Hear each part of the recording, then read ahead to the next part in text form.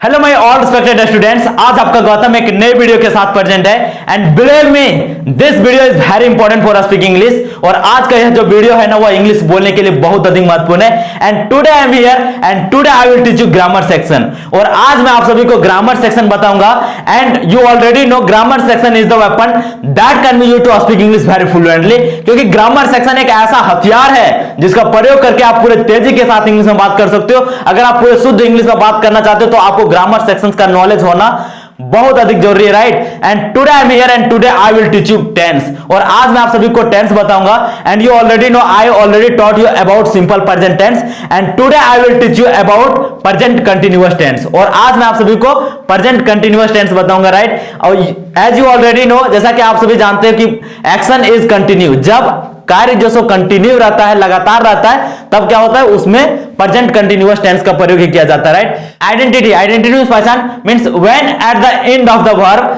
जब किसी क्रिया के अंत में रहा हूं, रहे हैं, रही है, रहता है, that verb is translated into present continuous tense। उस क्रिया का अनुवाद present continuous tense में किया जाता है, right. This is very simple. जब आप किसी वाक्य के अंत में यदि देखोगे कि रहा हूं, रहे हैं, रही है, तो आप समझ लेना कि ये present continuous tense का सेंटेंस है, right.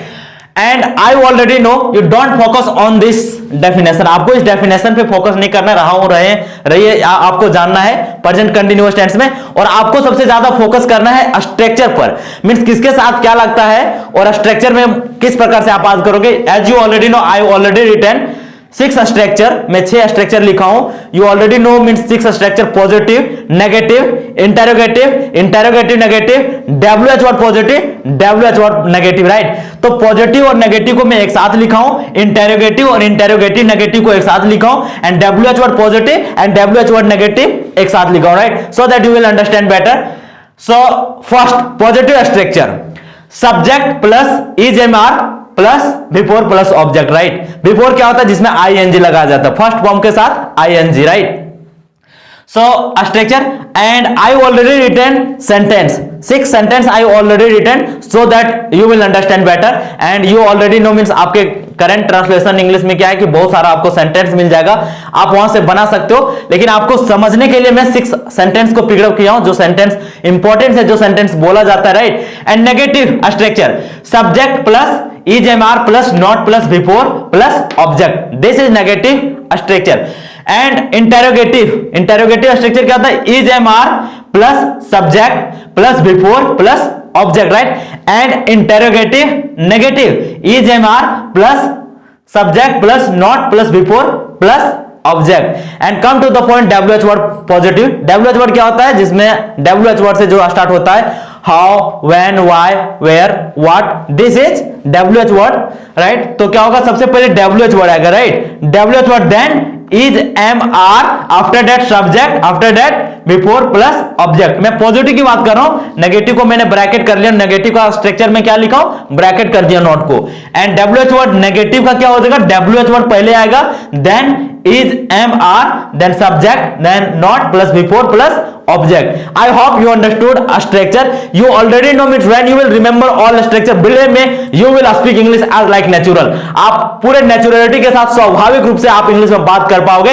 Come to the point sentence. You already know when you will make translation, when you will understand sentence, then you will understand better, right? तब जाकर के आपको बेहतर तरीके से समझ में आएगा। Means I already written positive, negative, interrogative, interrogative, negative, WH word positive, WH word negative sentence. Solution ये positive sentence. This is positive sentence.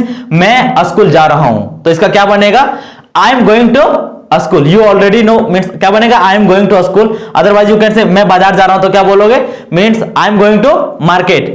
And negative, negative sentence के लिए क्या होगा, मीन्स हम लोग नहीं खेल रहे हैं। अगर आपको बोलना कि हम लोग नहीं खेल रहे हैं तो क्या बोलेंगे, means we are not playing, right. And interrogative, interrogative क्या होता है, जब क्या से शुरू होता है, जब सेंटेंस क्या से शुरू रहेगा तो इंटरोगेटिव कहलाता है। क्या आप हंस रहे हो, अभी आप हंस रहे हो क्या मैं पढ़ा रहा हूं तो, आर यू लाफिंग, क्या होगा, are you laughing. And W interrogative negative, interrogative negative क्या होगा, क्या हुआ, सोमवार को नहीं आ रहा है। अगर कोई आपका दोस्त है तो अगर वो सोमवार को नहीं आ रहा तो क्या बोलेगा, is he not coming on Monday, क्या होगा, इज, सबसे पहले देखो क्या होगा, is MR, is plus subject then not plus before plus object, is he not coming on Monday. And WH word positive, you already know, सबसे पहले WH word Sita भोजन क्यों पका रही, खाने के लिए पका रही होगी, राइट। सीता भोजन तो क्यों है, तो क्यों का सबसे पहले क्या आएगा, वाई से स्टार्ट होगा, why is Sita cooking food, में सीता क्यों भोजन पका रही। And WH word positive I already taught you, and WH word negative, right. Means वे लोग पटना क्यों नहीं जा रहे हैं, अगर आपको किसी को बताना कि वे लोग पटना क्यों नहीं जा रहे हैं, तो इसका क्या बनेगा, why are they not going to Patna. Means I hope you understood definitions, means how you identity and structure and then sentence. Means आपको इसमें यही आपको सीखना है। और मैं आप सभी को पूरे दिल से बताना चाहता हूं कि ग्रामर सेक्शंस के लिए आपको बहुत ज्यादा टेंशन लेने की कोई जरूरत नहीं, right. Means what ever you need for grammar sections I will teach you one by one, एक एक चीज करके मैं बताऊंगा जितना आपको जरूरत है। So I will teach you, right? So I want to tell you with my heart that believe me, means one day you will definitely speak English so confidently. एक दिन आप खुद देखोगे कि आप पूरे कॉन्फिडेंट के साथ इंग्लिश में बात करोगे। This is my promise to all of you. यह मेरा वादा आप सभी से। Because whatever you need for speaking English, I will teach you one by one. एक एक चीज करके बताऊंगा, चाहे वो ग्रामर सेक्शन हो, चाहे वो कोटेशन हो, चाहे सेंटेंस हो, चाहे वो बड़े टॉपिक्स हो इंग्लिश में बात करने के लिए। So lastly I want to tell you with my heart that thank you for patiently listening me, my all respected students. मुझे इतने धैर्यपूर्वक सुनने के लिए आप सभी का बहुत बहुत धन्यवाद। And lastly I want to tell you, means if you want to speak English so please subscribe this channel. आप इस चैनल को सब्सक्राइब कर सकते हो ताकि आप बहुत ज्यादा वीडियो को पाओगे, right, and you will learn English, right. Thank you so much.